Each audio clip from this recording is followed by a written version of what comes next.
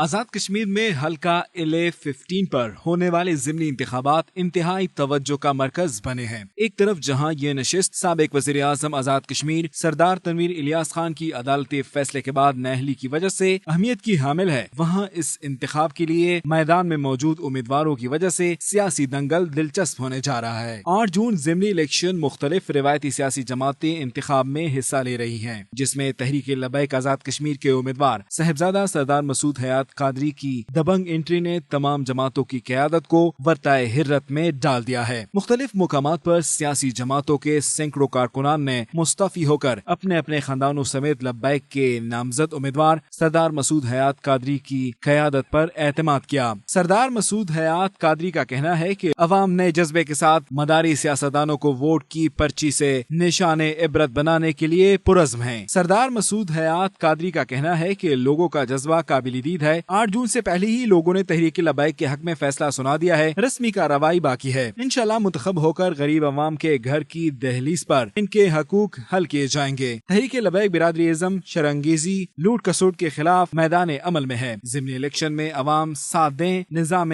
خلافت راشدہ نافذ کریں گے۔